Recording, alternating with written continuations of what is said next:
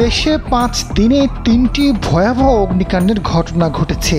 গেল 14 অক্টোবর মিরপুরে গার্মেন্টসে আগুনে 16 জন নিহত হয়েছে, অনেক শ্রমিক নিখোঁজ। একই দিনে পুড়েছে কেমিক্যাল গোডাউন। 2 দিন পর পুড়ে ছাই হয়েছে চট্টগ্রাম ইপিজেডের একটি কারখানা।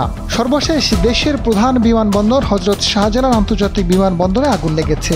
এসব ঘটনা নিয়ে জনমনে উদ্বেগ ও শঙ্কা দেখা দিয়েছে। ধারাবাহিক এসব অগ্নিকাণ্ড পরিকল্পিত নাকি নিছক দুর্ঘটনা, এমন প্রশ্ন দেখা দিয়েছে জনমনে। কয়েকদিনের মধ্যে ভয়াবহ অগ্নিকাণ্ডের ঘটনা ঘটলেও ঠিক কিভাবে এর সূত্রপাত তা এখনো পরিষ্কার নয়। এসব অগ্নিকাণ্ডে প্রাণ হারিয়েছে অনেকেই, ছাই হয়েছে অনেকের স্বপ্ন।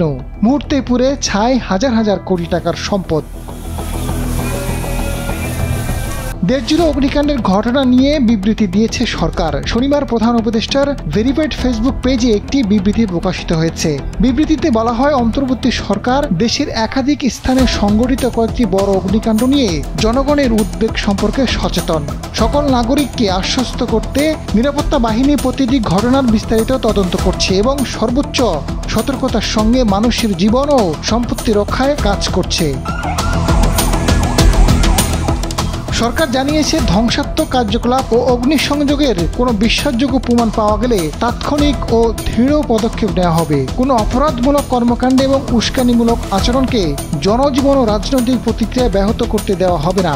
অন্তর্বর্তী সরকার স্পষ্টভাবে জানিয়েছে, যদি এই অগ্নিকাণ্ডগুলো ধ্বংসাত্মক ষড়যন্ত্র হিসেবে প্রমাণিত হয় এবং আতঙ্ক বিভাজন সৃষ্টি করার উদ্দেশ্য হয়, তবে তারা সফল হবে কেবল তখনই যখন সবাই ভয়কে যুক্তি ও দৃঢ়তার উপর প্রভাব ফেলে দেবে। বিবৃতিতে আরও বলা হয়েছে, বাংলাদেশ অতীতেও বহু চ্যালেঞ্জের মুখোমুখি হয়েছে এবং সবাই ঐক্য, শান্ত মনোভাব ও দৃঢ় সংকল্প নিয়ে নতুন গণতন্ত্রের প্রতি যে কোনো হুমকি মোকাবেলা করবে। ভয় পাওয়ার কিছুই নেই। আজাদ ফারুক, সময়ের আলো।